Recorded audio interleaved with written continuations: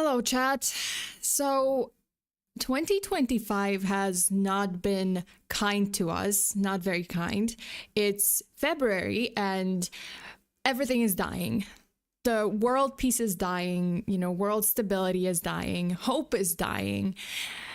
Environment is definitely dying. That's been going on for a while. But you know what's not dying? What refuses to die, no matter how persistently you try to kill it? My freaking orchid flower on my window that I received against my will, despite multiple rejections, repeated rejections from an elderly family member. I hate orchids. And I've been trying. I received it in December and I've been trying repeatedly and continuously to kill it, and it just doesn't work. This flower doesn't want to die, doesn't want to just start decaying and give in to its fate, because I haven't watered it. Like, I did not water it even once ever since I received it. And I hate orchids. I cannot begin to tell you how much I despise these flowers. I don't have a clear reason for that. Mostly because my mom she always had orchids. I mean, to this day, she has orchids, and she would struggle so much to keep them alive, and she would be super frustrated, but she would persistently just keep buying orchids and try to keep them alive. For some reason, they would just keep dying, and she would fill our house with orchids, and I was just like, I am sick of these flowers. I don't want these flowers in my house. I don't want to ever have to take care of those flowers. And lo and behold, this is like the second or third time that I got this stupid flower from the same family member. It's just, I guess it's kind of like a tradition here. Like, the flower kind of means, I don't know, maybe prosperity, maybe something. Like, it means something apparently. I want my prosperity to die. Like, I don't give a fuck. I don't want this flower. I hate that flower. This flower is living off from the hatred you have for it. I think so. I think that this flower is just like, oh yeah, you're not gonna give me water? That's okay. That's fine. That's completely fine. I can thrive on the loathing that you're sending to me, the loathing vibes that you're sending towards me. And this is gonna be like my sunlight, my water, my soil, everything. So yes, this flower just refuses to die, and I'm just waiting. Everything around it is dying, but the flower is like a cockroach, I'm pretty sure if a nuclear apocalypse happened, or like the asteroid hits the earth, I'm pretty sure this flower is gonna be the last one standing alongside cockroaches. So hey, hi, how are you doing? Welcome to the stream. If you're new here, hi, I'm FEARSONA. You can call me Sona, and I'm your friendly neighborhood true crime VTuber, here to give you full body chills. And today's case, oh boy, with today's case, I think everyone's gonna be conflicted. Every single one of you guys are gonna be conflicted, and in the worst way possible, because this is a case that is, I'm gonna say this, like, it's the worst kind of gray area. And I think it's most likely the most unique case I've ever covered. I can't even call it, I don't know, like, I can't even call it a gray area case. On one hand it is, but on the other hand, it's the worst kind of gray area you can find yourselves contemplating about, because the main question in this case is, who is worse than two neo-Nazi white supremacists, or a repeated S offender and a PDF file? So what is worse, the actions of a PDF file or a vigilante justice that led to a murder? If you are reading this, please don't text in caps, please. Like, that's one of my rules, and you might not know. Please read the rules, but yeah, I would appreciate it. But yes, number one, welcome to the stream. I've never heard of this case, so I think I'm in for a wild ride. Yeah. Oh, for sure. This case is gonna be, that's one of the wildest cases I've ever covered, and I have to say, like, I'm not on any side, and I don't think you guys are gonna be on any side here either, because it's just evil, killing evil, and just, I don't know, like very, very, very conflicting case. Broken clocks and all that, but the law is the law. Yeah, the law is the law. I found your channel through an ad. Hey, Sin Esther, thank you so much for finding me through an ad, and I hope you enjoy. Okay, guys, let's get right into it. Let's start from the gruesome grand finale, so the murder. It was a quiet afternoon in Union County, South Carolina on July 21st, 2013, until an unexpected breakdown brought two strangers to the doorstep of Charles and Gretchen Parker. It was around 1:30 p.m. when a silver Chrysler PT Cruiser came to a stop just outside the couple's home. The driver stepped outside and inspected the engine, unable to determine what was wrong, and seeing the stranded people, Charles offered to help because Charles was actually a mechanic. So he was like, okay, I can help them out. Also, Joshua, thank you so much for the super. The ad works. It works. I'm happy to know that the ad works. I love the ad. The ad is the best. Okay, and I'm sorry, my throat is just not cooperating with me today, so I'm gonna sound like a potato / toaster or toasted potato. You can decide for yourself. Okay, so the driver of this Chrysler car, he steps outside, right? Like he checks the car inside and out, but he couldn't really pinpoint what exactly was the problem. So he asked to borrow Charles's phone to make a phone call to road assistance services, the road emergency services, despite a security sign warning that cameras were watching. Charles's property was being filmed by CCTV cameras. Charles and Gretchen welcomed the couple inside, and it was this decision that would cost them their lives. The moment these two strangers went inside of the Parker's house, the facade completely dropped. The strangers then drew a .380 caliber handgun and pressed it against Charles's back. Oh my God, what happened to my voice? Oh dear Lord, avocado toast, what is going on?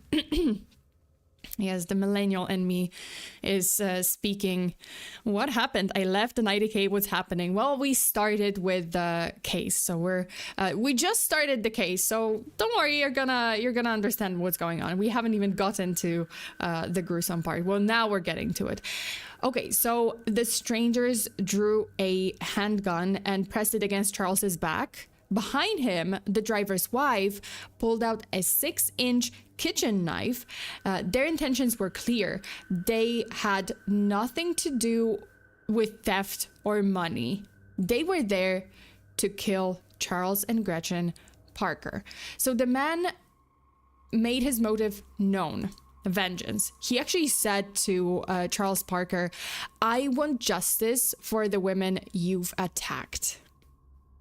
So hint, you can guess what Charles Parker might have done in the past and why this stranger was attacking him. Also, why is my alert just being weird? Okay. My alert got stuck. Why not? Stay hydrated. I'm gonna try to stay hydrated, but I don't know why, but like I have something in my throat. Something is stuck and it's just like, it's a toasted potato right now. Okay, a sip of water. It should be fine. I'll try my best. Okay, so as I said, the man made his motive known, and it was vengeance against Charles and his past actions. And, Charles was in shock. Then the stranger turned to Gretchen and did the same thing to both Gretchen and Charles. He fired multiple shots at a point blank distance, range into Charles's and Gretchen's bodies. Both victims fell, their bodies slumped on the sofa, struggling to breathe as blood spread beneath them everywhere. And they were gravely injured, but not yet dead. So the woman then, the stranger's wife, she took it a step further, approached Gretchen and coldly slashed her throat before turning to Charles, driving the knife into his chest repeatedly. The brutality was shocking, but for the two perpetrators, it was a victory. The couple actually then embraced, kissed, and lit cigarettes, just reveling in what they saw as a mission accomplished. 6 minutes. That's all it took. The murder took 6 minutes to be carried out. And then, just as calmly as they had entered, the couple of strangers walked out of the house and they just walked away. And suddenly their car was working and everything was okay. And they just drove off. So the next morning, the horrific scene was uncovered when a local man, actually Charles's neighbor, he arrived to pick up his car. Because, as I mentioned before, Charles was a mechanic and he had arranged to work on the guy's car. But when no one answered the door, the visitor grew concerned.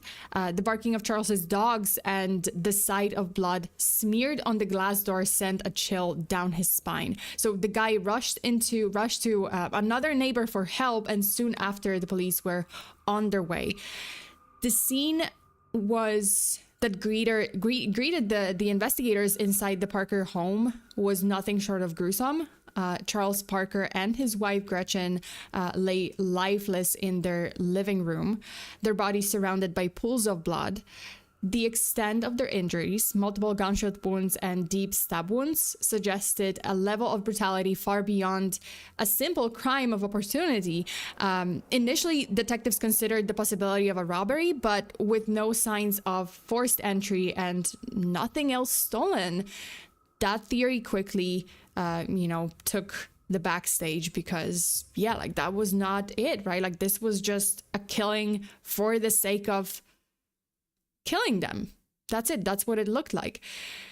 The breakthrough in the case came when investigators reviewed surveillance footage from the Parker property because, as I said, Charles Parker had cameras installed on his property, though the images were, as per usual, grainy because all the surveillance cameras ever, doesn't matter if it's like 2000s, 1990, 2005, 2015, or 2025, it doesn't matter. Usually, CCTV footage is like filmed on a toaster camera, and we usually have very, very grainy footage. Oh wait, they're also the bad guys, aren't they? Yeah. Oh yeah, we're gonna discover that.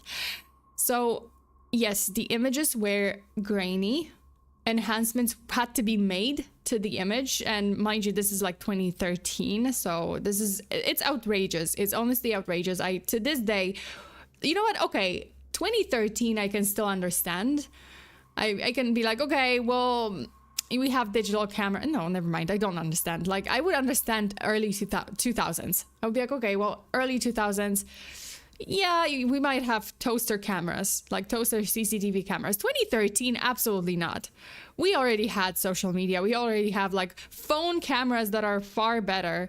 And then we have those CCTV cameras that are just outrageous. Just like the quality is horrible. And most of the time when you have CCTV footage involved in a crime, yeah, usually it doesn't really help. Like sometimes it helps, but usually it just doesn't help because the camera is horrible and the image is so grainy that you can't really you can't make out even like license plate, which is very important. And I think it would be like, oh, this is one of the most important things, or like the perpetrator's face.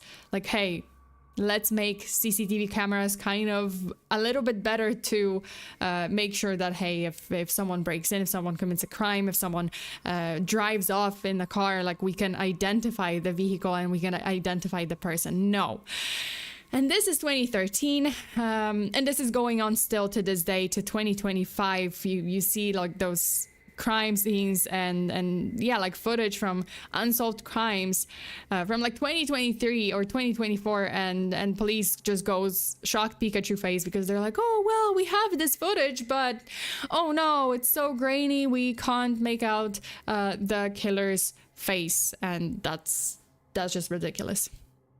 I'm sorry for going on a tangent about CCTV cameras, but this is one of the things about true crime that pisses me off the most, and like investigations that just pisses me off the most. Like, how do you not have... okay, again, I'm gonna go in circles, but I can understand maybe private cameras not being the best, because it's a private camera. You don't really have the budget to spend I don't know, how God knows how much on CCTV and, you know, like cameras and maybe server to store this footage or something. But come on now, the public city cameras are the worst too. Man, in cities like New York, I've seen a case where it was imperative that the CCTV footage just like, filmed something, and they had the perpetrator on camera, but then the footage was fucking grainy in New York. Insane. Okay. Okay, sorry. I got out of breath. Jesus. I think they are bad because they are always recording. Yeah, but like, I feel like, okay, if nothing happens that day, I feel like, yeah, like they should be deleted. Yeah, like you have the footage like deleted. But if something happened, like after a while, I'm pretty sure after a while they delete the footage. So it's not like they store it forever. Like, let's say the footage is being deleted every week, but like, if something happened that week, okay, well, let's pull the footage from that week and at least have it a little bit better quality. Like, I get it, but at the same time I don't get it, especially in like pretty rich cities. Okay. YouTube made me work to find this. Oh no, Marshmallow Hero. Well, I'm glad you found it. I'm glad that you found this case, and I'm glad that you found your way to my channel.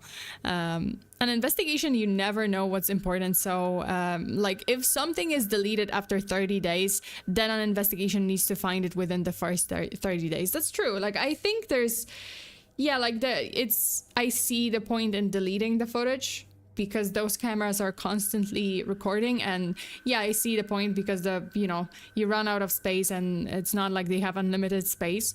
At the same time, I'm just like, please just, I'm pretty sure we have so many, 2025, we have so many great inventions, and we can send people into space. You mean to tell me we can't make, public surveillance cameras that are a little better quality than freaking, I don't know, the Wright brothers. Wait, no, not Wright brothers. Wright brothers were something else. Wait, was it? Not Wright brothers. Oh Jesus, the other guys, the other brothers that invented the camera. I forgot. But yeah, like, I really need better public surveillance cameras. Okay, sorry, I went on a tangent. So yeah, the breakthrough in the case came when investigators reviewed this surveillance footage from Charles's property, and the images were enhanced to made it clear who the last visitors to their home had been. And it was Jeremy and Christine Moody. And you can already tell from Jeremy's tattoos that we're in for a complicated case, and just, contemplating about who is worse here. Okay, so given Union County's small population of just 25,000 people, tracking them down, those two down, didn't really take that long. On July 24th, 2013, just 3 days after the murders, authorities arrested Jeremy and Christine. During questioning, Jeremy wasted no time in confessing, not only to the killings of Charles and Gretchen, but also to a string of other alleged crimes. He claimed responsibility for 4 additional murders, including throwing a fisherman off a bridge and committing racially motivated killings. What did the fisherman do to you? Holy shit. I mean, yeah, what did any of those people do to you? But at the same time, the fisherman? I didn't really find details on like who this fisherman was, and like what did he do, or why did Jeremy attack him. But holy shit, what did he do? I don't know, that you don't like fishing, is that why? Anyway, but he admitted to these like other 4 murders. However, investigators found no real evidence to support these boasts, like these claims. So it's very possible that he was just playing with them, he was just lying to them. And he didn't actually murder all those people, but who knows? To Jeremy, these weren't crimes, including Charles and Gretchen. They were acts of vigilante justice. He believed that he was carrying out what he called God's work, targeting individuals he deemed unworthy of living any longer. I'm just seeing the chat saying like, yikes, poor guy. Maybe he was fishy. Maybe he was fishy, but Jesus, please don't. Yeah. Oh yeah. Please don't put messages in caps. Thank you. To the shadow realm with Jeremy. Oh my God. Yeah. You have no idea. So Christine, on the other hand, sorry, I'm just going to pull it back up. Christine initially tried to paint herself as an unwilling participant. Like she was just like, oh, I was forced to it. He convinced me or he forced me to do it, right? Like Jeremy, claiming that Jeremy had manipulated her into going along with his deadly plans. Like, oh, she was just tagging along and she was being pressured into this. So she was an innocent victim. But as media attention on the case intensified, her version of events began to shift. Eventually, she started asserting that she had been the mastermind all along. So her tune changed completely. She's just like, yes, I am the master. Actually, you know what? I love how she was just like, okay, well, I am the victim. I was manipulated. I've been manipulated. He manipulated me. I was forced to do this. To then turn around and be like, actually, you know what? I was the mastermind. I was the leader. I was in charge of this crime, and I directed Jeremy to do all of those things. So really, I'm the mastermind. Woman, make up your mind. Also, neither is a good thing. You do realize that. But let's look at the attackers and the victims' background and see what really happened there, what really led to this murder. So let me start with Christine. Christine's early life was marked by unimaginable trauma. From early childhood, she endured physical abuse at home, but the most harrowing part of her childhood was the SA that she suffered at the hands of a family member, a trauma that began when she was just 2 years old and continued into her teenage years. And I'm not saying all that to make you feel bad for her, because later she did some pretty terrible things, and honestly, again, I'm just gonna say this, I'm not on any side here, and I don't have any sympathy for either of them, really. That's why, like, it's a horrible case. It's a horrible case, and it's a horrible gray area, because on one hand, it is murder. On one hand, yes, they suffered, like, Christine went through her own stuff in her life, but at the same time, it's just like, hey, you can go through trauma and still not end up being a murderer. You can still be a decent person. So that's my take on that. Like, hey, despite your trauma, just because you have some trauma in your life, which is horrible, and I sympathize, but at the same time, like, it doesn't mean that people with trauma, all of them, become murderers. So yeah. So there's that. Shai, hello.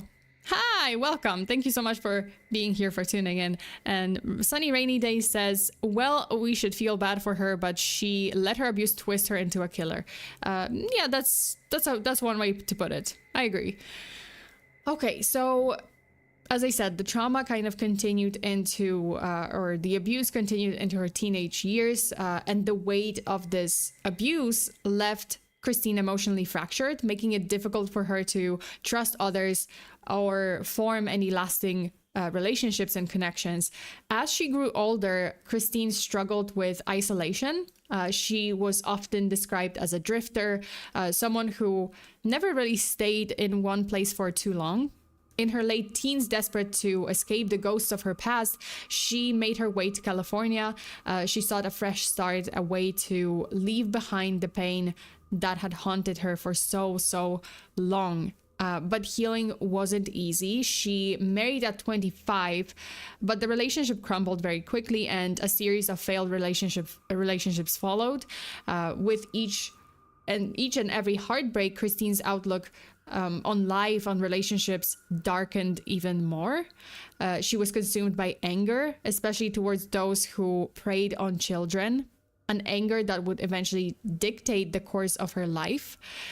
So yes, you know, she was traumatized and she had her demons that she was fighting.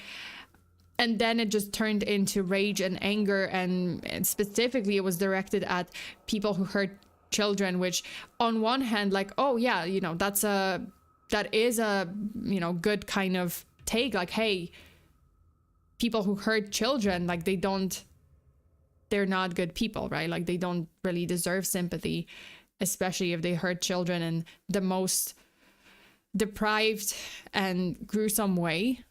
I don't have sympathy for those people, but unfortunately, Christine's rage was just ended up being focused in the worst way possible.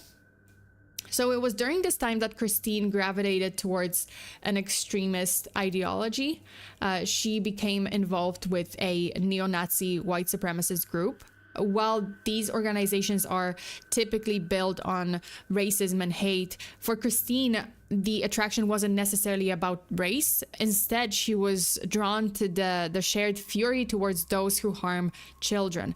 And within this group, she found a twisted sense of belonging, you know, something that she had been searching for all her life. She committed herself fully to this group, and she marked her body with multiple neo-Nazi tattoos and embraced the ideology. But even then, something was still missing. Christine was looking for someone who truly understood her, someone who would share not only her pain, but also her desire for retribution. Like, she was fixated on, I don't know, hunting down people who hurt children. Like, that was her fixation. She was like, this is my purpose and I need someone to support me in this.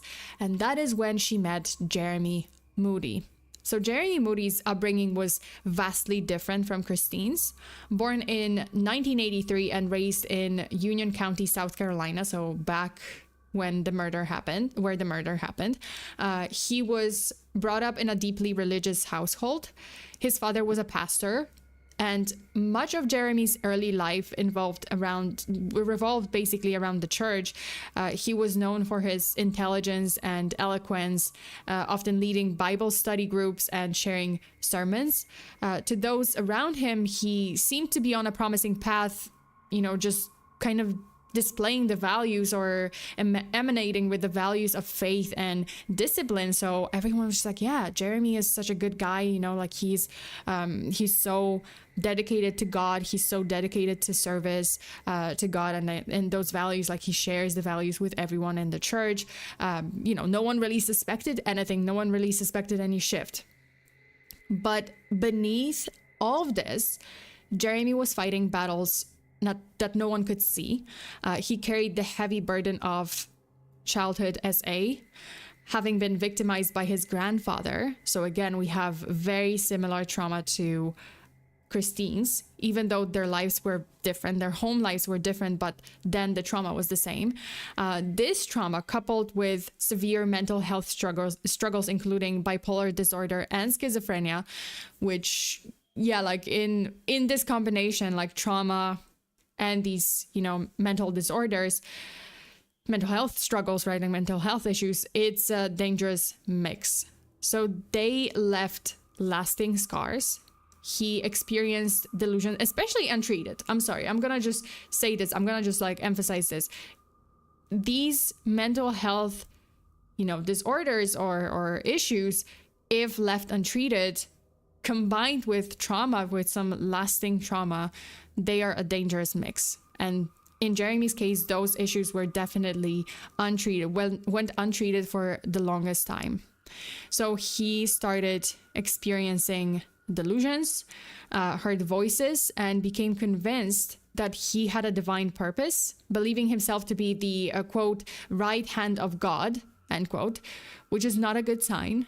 If you're thinking that, and if you're, you know, having delusions and like just audio and visual hallucinations, then yeah, that is not a great sign.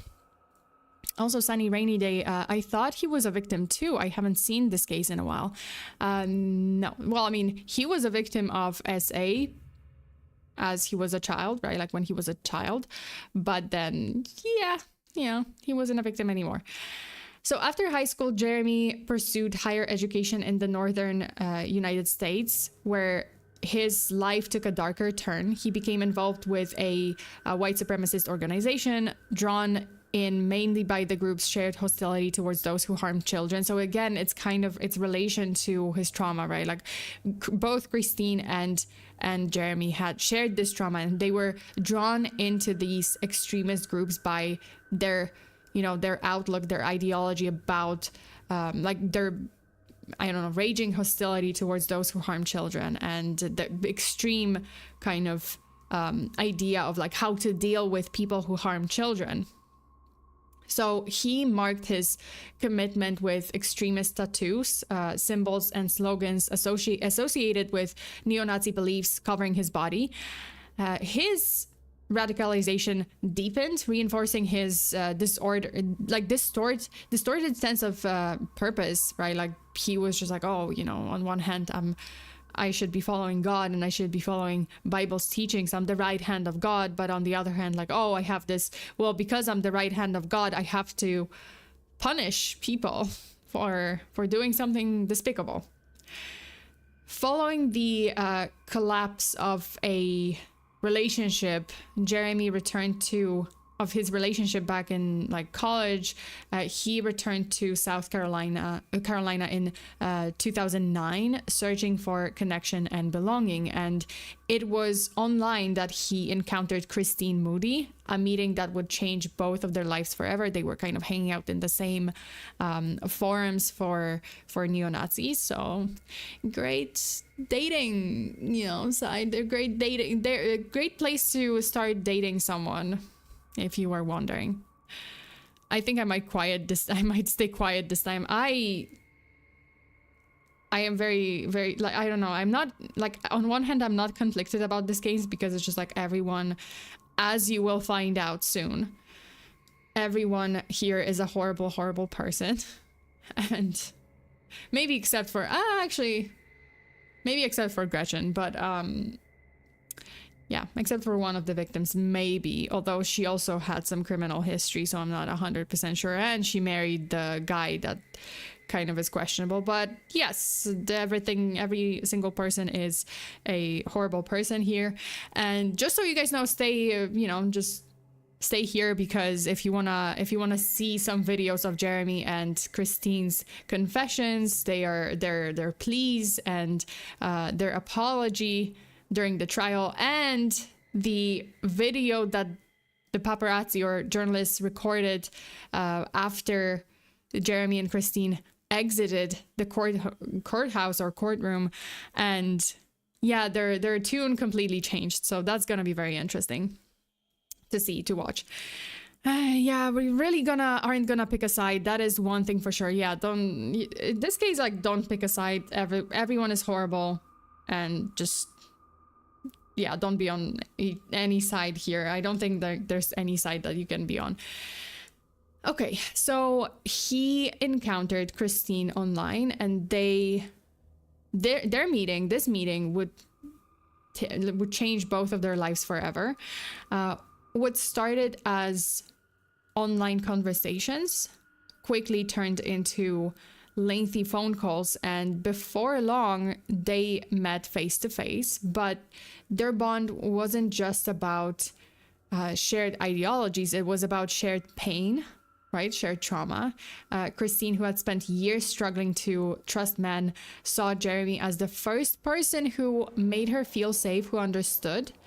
And for Jeremy, Christine was someone who accepted him completely, delusions and everything in between, which, I mean, yes, great. Like, if you find a person who accepts you for who you are, and with or without your mental health struggles, as long as those are addressed, I would say. But like, if you refuse to address some very serious mental health issues, then I I don't know. Like, if someone tells me, hey, I have delusions and I refuse to treat them, I don't know. I'll be like, well, I don't think that's the best idea. I don't think that's, you know, if they're like, oh, you have to accept me with my delusions that I refuse to treat knowingly, then I'll be like, yeah, not necessarily. I would advise you to treat them.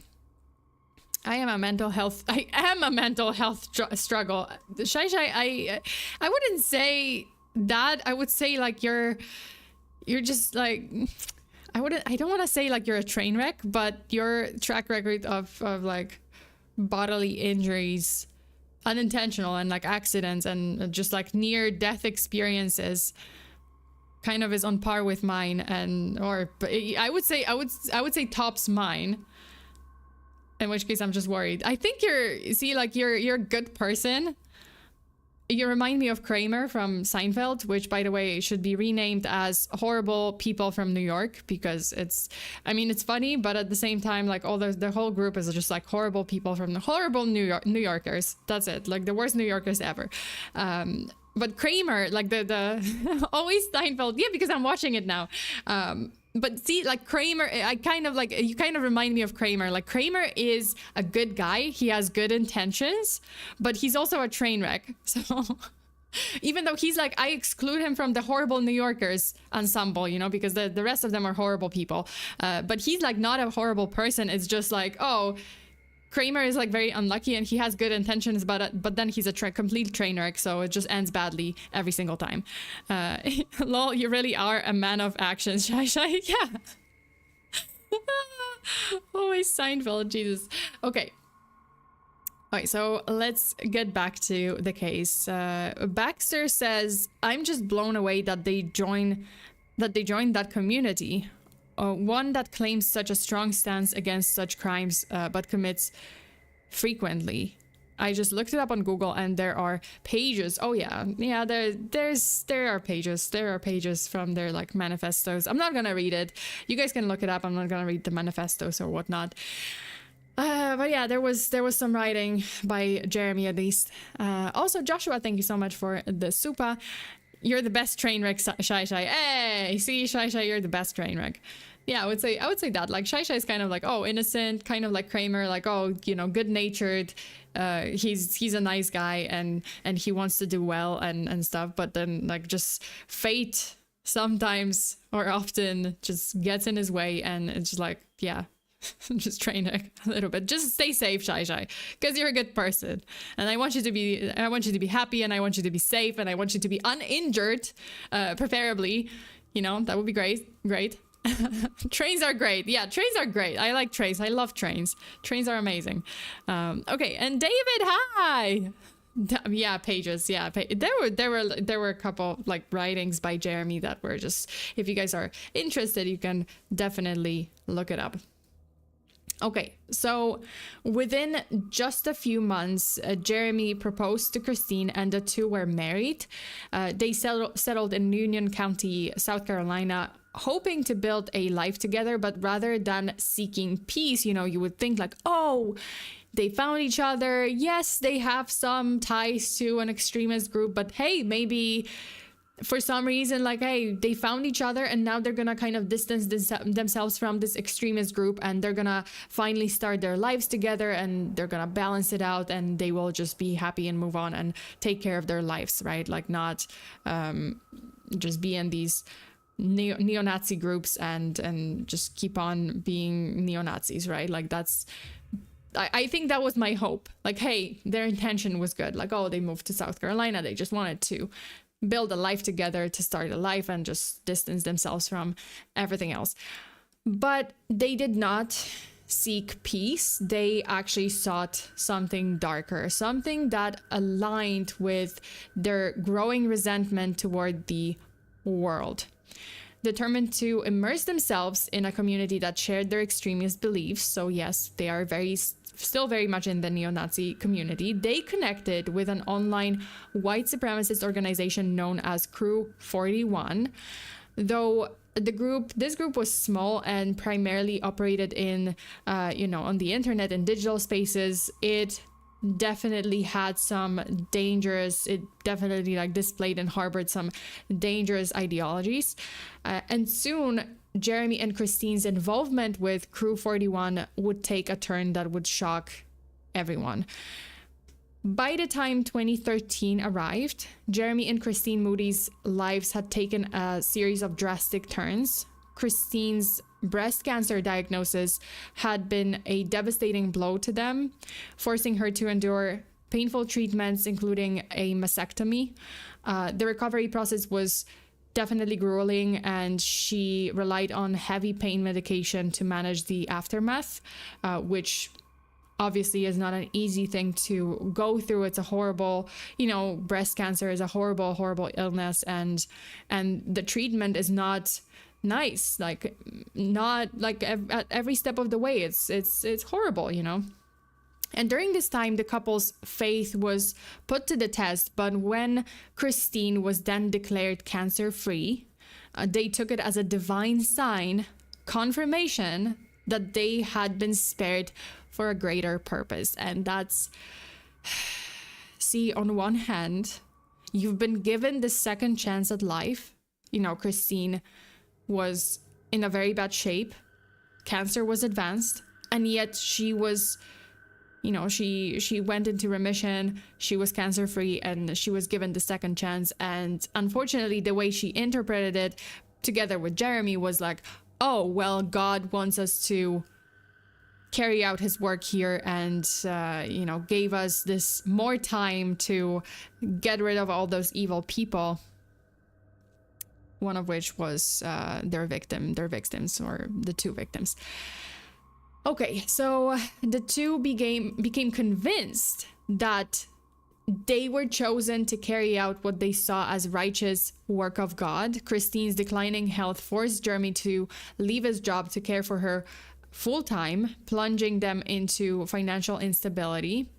Desperate for income, Jeremy turned to illegal activity, dealing drugs within their extremist circle. And his criminal involvement caught up with him in 2012, leading to an arrest, though he was quickly released, so he didn't stay in prison for long. By the following year, so 2013, their shared animosity towards child predators, rooted in their own past traumas, evolved into a dangerous obsession. They decided to take matters into their own hands, targeting individuals that they believed deserved punishment. And using a publicly available sex offender registry, they compiled a list of names, marking those that they saw as unworthy of life. Especially like repeated sex offenders on the registry. They were just like, oh yeah, this one has to go. Like, this one did not redeem himself or herself, and yeah, they gotta go. And at the very top of that list was Charles Parker. Now, Charles's story is crucial to understanding why exactly did he become Jeremy and Christine's top target. A North Carolina native, Charles moved to South Carolina partly to try to escape his dark past. And boy, this past was coal at midnight dark, because holy shit. Charles is a victim of murder, obviously, but after what you're gonna hear right now, and if you are sensitive to certain topics and certain content, I would advise you not to listen, because it's not great. So in 1985, Charles S.'d his own 10-year-old daughter in a hospital parking lot, of all places. An act that he, by the way, repeated multiple times over the next few years. And when his daughter finally spoke out in 1989, Charles was arrested, convicted, and sentenced to 2 life terms, which, pretty harsh sentence, right? But wait, because let's do the math here. 2 life sentences, right? Life terms. Yet he's clearly not in prison, very much not in prison, and he is very much alive. So what happened? What happened there? turns out that in 1993, an appeals judge overturned the conviction, citing issues with the evidence used in the trial. The details of his retrial are unclear, but what is known is that by 2003, Charles, now a free man, had remarried and moved to Union County, South Carolina. So he was a free man. And you would think like, okay, well, he did something horrible, but apparently he got a second chance. He's a free man. Maybe this is gonna teach him to correct his behavior and not do this again. That did not teach him to correct his behavior and not do this again, unfortunately. His second chance at life was very, very short-lived, because in 2007, so only a few years later, he was convicted of assaulting a mentally challenged woman and sentenced to 10 years in prison, though he was released on parole after serving just 5, so just half of the sentence. What is wrong with the justice system? What is wrong with this? What, South Carolina? What the fuck? Oh my God. What evidence? The daughter was right there, and she was abused repeatedly ever since she was like 10 to, well, a couple of years later, right? Like this happened in 1985, then she spoke out in 1989. So, hey, at least 4 years of abuse. So what the heck? Sunny Rainy Day says the law is so bad these traumatized people thought the neo-Nazi group was the lesser evil. That's horrible. That is horrible. This is why I'm losing hope. Bro looks like he just did crack. I mean, possibly. Who knows? Who knows what he was doing? So yeah, in 2007, he was convicted again of assaulting a mentally challenged woman, and he was sentenced to 10 years, but then didn't do 10 years. He did just 5. By 2013, he was living with his wife, Gretchen, in Union County, a decision that would prove fatal, as we now know. On May 6th, 2014, so this is, we're jumping ahead, we're jumping after the murders. So this is like the end of Charles's story, which is horrible, and he's a horrible person, and he clearly learned nothing. And the law or the justice system just absolutely failed his daughter, absolutely failed his victim, the other victim, the woman. What is going on? Like, someone needs to clean this up, because that is just outrageous. So on May 6th, 2014, Jeremy and Christine Moody finally faced the consequences of their actions as their joint trial began. And it was the first time the couple had seen each other since their arrest in 2013.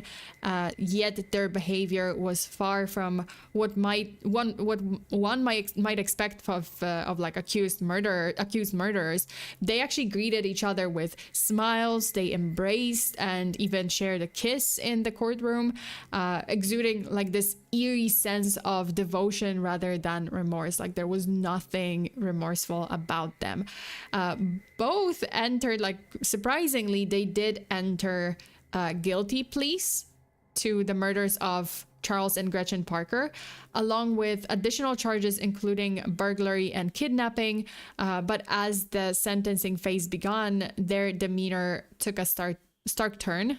Suddenly, they pleaded with Judge Lee Alford to be lenient with them for leniency, claiming that they were remorseful and that God had already granted them forgiveness. That's literally what they were saying in their statements. Their defense attorneys pointed that to their, the childhood trauma, mental health struggles, hoping that these factors would elicit some degree of sympathy from the court. And we're gonna see now a video of both Jeremy and Christine's statements to the judge, right? Like in the courtroom. So those, the statements where they are apologizing, they are seemingly remorseful. They're saying that, oh, we apologize, like we feel regret, and God hopefully forgives us and we want to move on from this, so we are asking for leniency. So let's hear this now.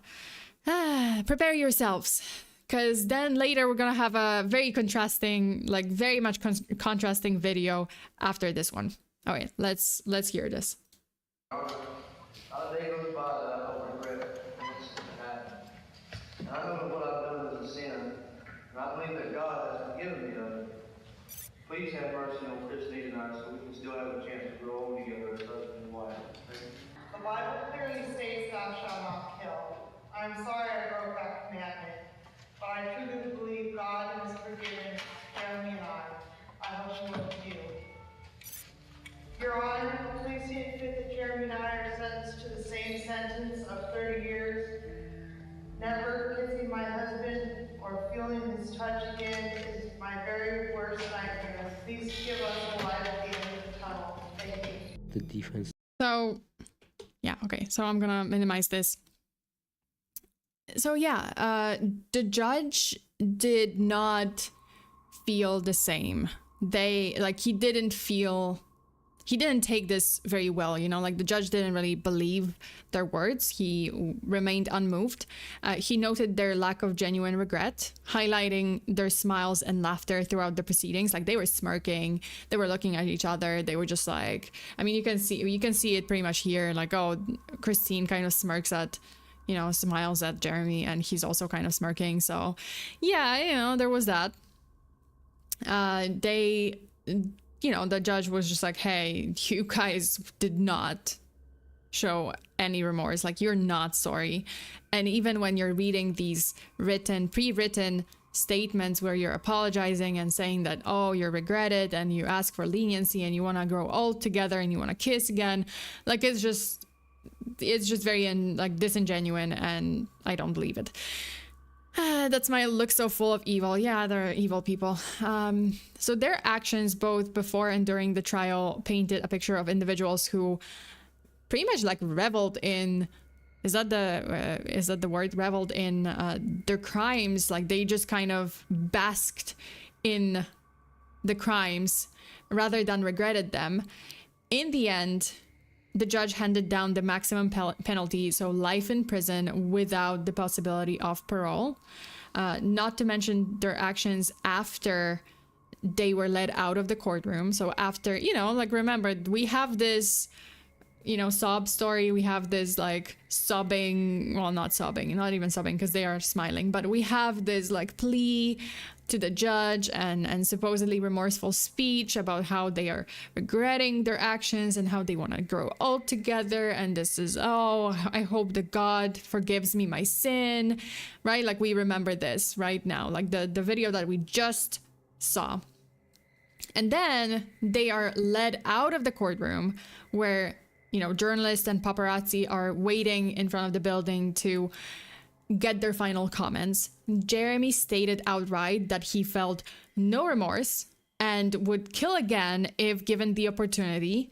Christine offered an unsettling confession. While she acknowledged breaking the commandment, thou shalt not kill, she still called the murder of Charles Parker as, quote, the best day of her life. And we're gonna see that video right now because, yeah, let's see that video because this is a very interesting video. You know, that's a very much like huge contrast to what we saw, like what they said minutes earlier inside of the building. Okay, let's see this.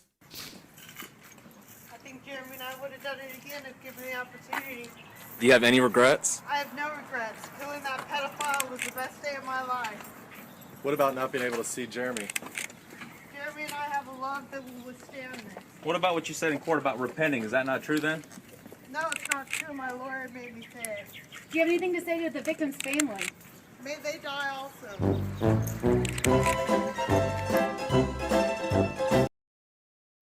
I like the ending of this video, but yeah, she says, oh, going after that PDF file was the best day of my life.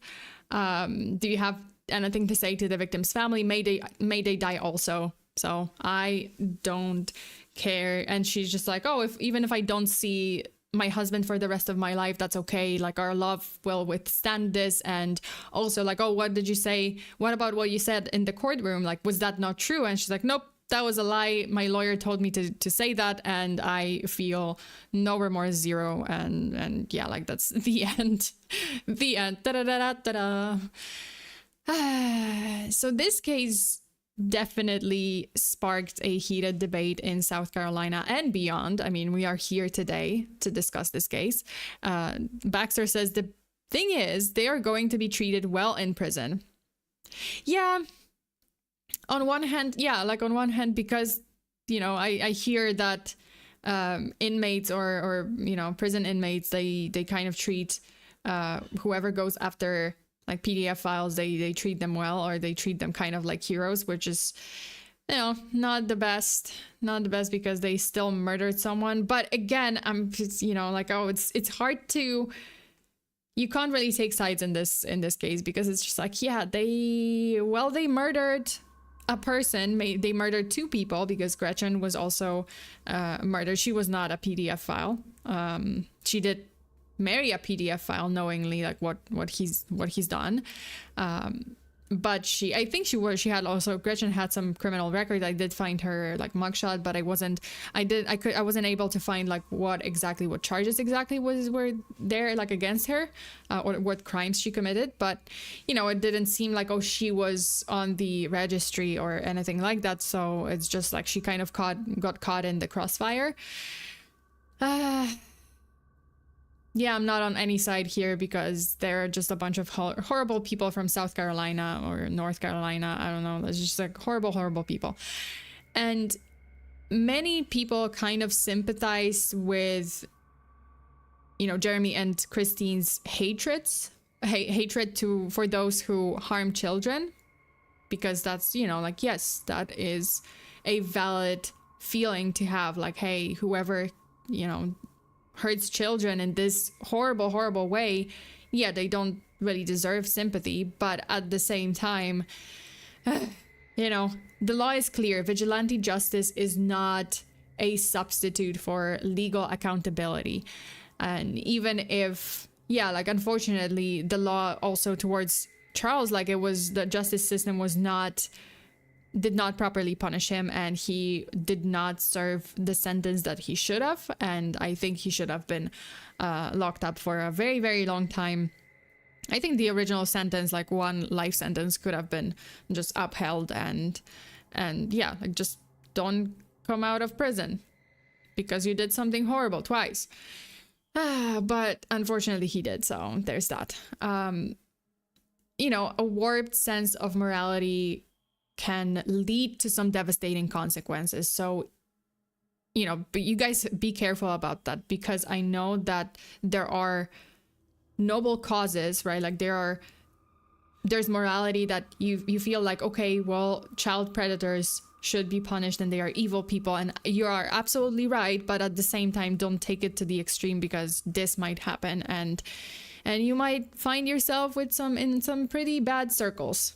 Pretty like misguided circles too.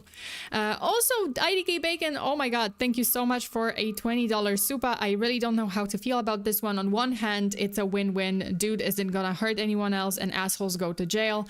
On the other hand, it's not up to them to decide whether someone lives or dies. I agree with you. I agree. This is really well said. On one hand, right, like, oh, okay, none of them can hurt anyone anymore. At the same time, like, hey, vigilante justice, that is not your responsibility, that is not your role, and you shouldn't be doing that. And unfortunately, that's what happened. So, so what do you guys think? Who is worse in this entire case? Who is the worst in this entire case? For me, like, honestly, again, all of them are trash people, every single one of them. And I do agree, like, I agree with Bacon that, hey, at least the ones that are living are locked up.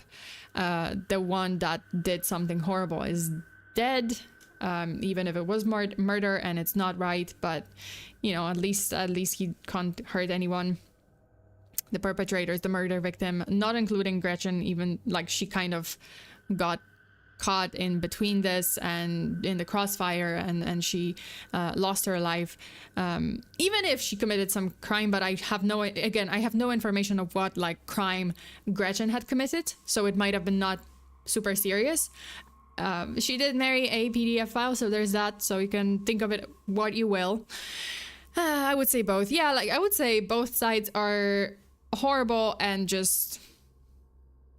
Yeah, well, there's that. That's a dilemma that I'm gonna leave you guys with. Not much of a dilemma. Just let's agree that everyone is horrible in this scenario, and well, at least we can comfort ourselves with the knowledge that, hey, none of them can really hurt anyone anymore because they are either locked up or dead. So at least there's that.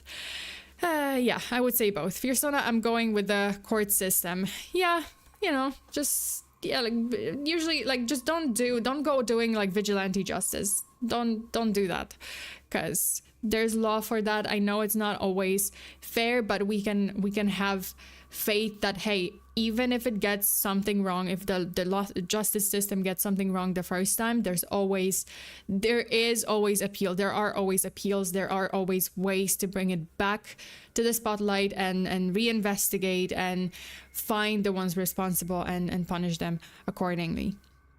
So we have to have faith in that, at least, because yeah, without it, like, we might as well just go with the purge. I don't know, like, we might as well just like go with, hey, let's have the purge, and that's that, which is not great. We know how this movie ends, and it's not good for humanity. That is why we have you, FEARSONA. Hey, well, I mean, no vigilante justice here. I'm just bringing the stories to you guys to discuss and to have like some, you know, stimulating discussions about the morality and of the world and just fucked up justice system, and, you know, like, to call out some things, right? Like, definitely to call out some cases, some horrible botched investigations, and just terrible investigators, terrible people. That's why I'm here. That's what I'm here for. I will always call this shit out, because what the fuck. Also, Joshua, thank you so much for another super. But Sona, I want to dress like a bat. Hey, you can dress like a bat and just don't go do vigilante justice. Just dress like a bat. Who's saying that you can't? Go ahead. You wanna dress like Batman? Dress like Batman. It's fine. Exactly, that is why we are listening to you. Yeah. You know, like, dude, I think it's important. It's very, very important to call out the definitely like bad investigators, bad investigations, horrible decisions of the law enforcement, horrible decisions of the justice system, because that's, and I think internet in that way, like, internet is very, very helpful, especially if those videos like go viral and they get to the right people, because those things happened. Internet, like, viral videos got to the right people, to the right witnesses, to the right, I don't know, law enforcement officers, and hey, like, something was done. Like, this happened before. Not saying that my videos like got to someone who mattered in a case, but hey, one day, like, it might help. Baxter shit. Now I'm wondering if some of them aren't registering because they're afraid this will happen. I mean, that, you mean like on the sex offender registry? Aren't they required? Isn't it like required? Like, if you are required, then you're required. I don't know. I want to be Joker, but I'm afraid of the IRS. Well, yeah, just generally don't go against IRS. IRS can really destroy you. By law, they have to register or go back to jail. Yeah, exactly, right? Like, they have to register. If there's an order for them to register, like, this is their sentence, this is their punishment, then they have to.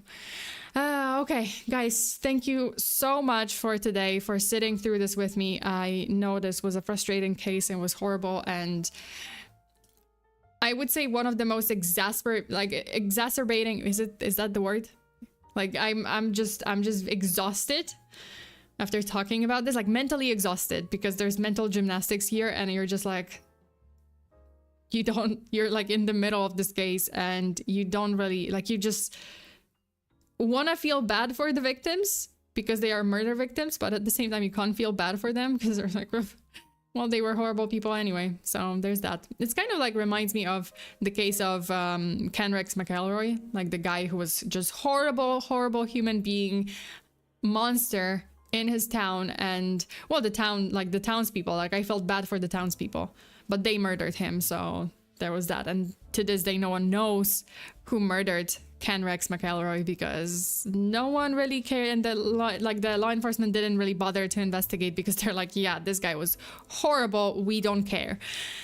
May need to rewatch the VOD because I missed a few parts. No worries, Danny, no worries, the VOD is gonna be here. Yeah, thanks for another great stream, Sona. You are welcome, Inferno. And Ketsia, thanks for the stream. You're welcome. You're welcome. Thank you so much for staying up to watch it. But thanks for the stream. Yeah, you're welcome. Thank you for the stream, Sona, even though I came in at the middle. No worries. No worries. Like, I hope you can rewind after the stream and just watch it from the beginning. Damn. Okay. What do we have on the agenda for this week? Tomorrow we have scary videos, so I'm gonna be back with some horrifying videos. Don't leave me hanging, don't leave me here alone, because I don't want to watch this alone. There's gonna be quite a few that are terrible. I'm gonna have nightmares. You guys are gonna have nightmares, but hey, let's share nightmares. Let's get nightmares together. At least there's comfort in that. And then I will have a true crime stream over on my Patreon page. So if you're interested, if you would like to join my Patreon to support the channel and get those weekly bonus streams, weekly bonus content, bonus cases, events, wallpapers, there's a bunch of things, access to like a community server for Project Zomboid and Minecraft. You can check it out, patreon.com/FEARSONA. And yeah, so that one's gonna be on, wait, let me double check, because also I'm getting out of breath. Holy shit. Okay, what do I have? Friday. So Friday is Patreon stream, true crime stream, 6 p.m. Pacific time. And then I actually am joining another VTuber on her channel, Mrs. Mummy, and we're doing a true crime podcast, Silence of the Streamers, together. Myself and a couple of other VTubers and streamers, we will be talking about a case that I actually covered. I had covered in the past. I covered the case of, if you remember, the Slenderman stabbing, or the Slenderman. Well, I guess, yeah, like the Slenderman stabbing. So I had covered this before. I talked about this case like way back. I think this was when my model was still like with purple hair, right? Like it was the first or second model. So I covered that one like way back. But yeah, we're gonna be revisiting the case. Well, I mean, Mrs. Mummy is gonna talk about it for the first time, and I'll just be joining to comment on the case, maybe like share some of my knowledge on the case and opinions. Not on my channel, on Mrs. Mummy's channel. You can wait, I will definitely post about it, but you can definitely go to wait, Twitter. Let me see. Because I have it here. Where is... I believe it's gonna be on her YouTube. I believe it's gonna be on YouTube. Or is it gonna... No, oh, okay, great. So it's gonna be on Twitch. It's first it's gonna be on Twitch, and then it's gonna be on Twitter. But yeah, it's twitch.tv Mrs. Mummy. So that's the Twitch, that's the Twitch of Mrs. Mummy. And then it will be on YouTube, uploaded to YouTube. Like, if you're smiling with that sign thing. Yeah. Oh yeah, my picture, police department, FEARSONA, caught in 4K aging. This was from my birthday. I never watched that video. Yeah, like that was like way back. It's years back when I just started. I think when I just started streaming. So that's, it's been a while. It's been a while for me to talk about the case. I've heard of the Slenderman stabbing. Yep, it's horrible. It was like 12-year-old girls stabbing their friend, and yeah, for the sake of Slenderman, because they were just like, oh, Slenderman is gonna take us away to his world if we sacrifice our friend for him. So that's essentially what the case is about.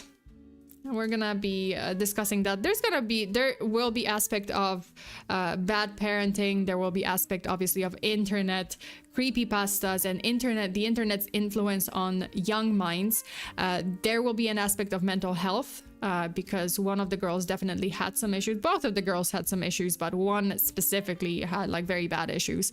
And yeah, obviously how the internet is influencing young minds, young impressionable minds, in the worst way possible. So, you know, like how it's steering aggression in young people. So we're going to be talking about that. That's on Saturday, and it's going to be, I think, 3-ish p.m. Pacific time. I'm going to double check. I'm sorry for like my voice jittering, but I'm going to double check, and definitely will post it ahead of time so you guys will know when is it and where. Okay, now I remember. Yeah, that was a horrible case. So yeah, anyway, if you would like to still grab a special Valentine's Day wallpaper, oh no, this is actually from my lore video. Hey, lore video in the making. I'm actually working on this. On the lore video, this is one of the scenes from the lore video. Obviously, I'm animating it. So, hey, sneak peek, you guys. Finally, lore video happening this year for sure, 100%. But yeah, you know, lore coming. This is the illustration. This is the wallpaper that is available on Patreon if you would like to grab it, and if you would like to spruce up your phone for February, then you can go ahead to my Patreon and grab it. Okay, that's it. Guys, thank you so much for today. Thank you so very much for all the super chats. I appreciate it. Tomorrow I'm gonna try to do maybe like a challenge, like the target or goal in my chat for maybe the next case, because I got some pretty good suggestions from you guys, like a few suggestions that I really want to cover in the near future. So we might do a goal tomorrow and see what happens. Okay, that's it. That Sona looks untrustworthy. What do you mean? What do you mean? Very trustworthy. It's just a playful Sona. Okay, that's it for today. Thank you so much, you guys. Stay safe out there. Always lock your doors and windows. Stay tuna. Until the next time. Oh, bury your haxes too. Until the next time. Bye.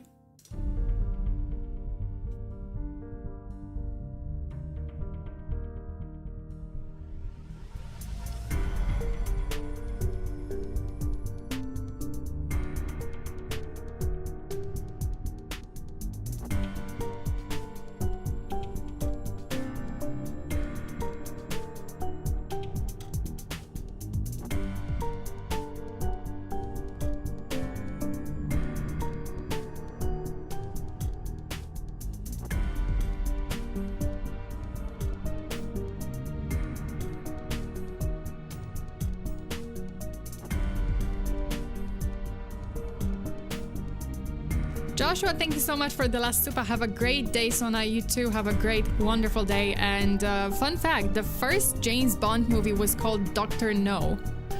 Whatever that means. What the heck? I do have like a poster pulled up in front of me, but yeah, it was very strange. It was called Dr. No.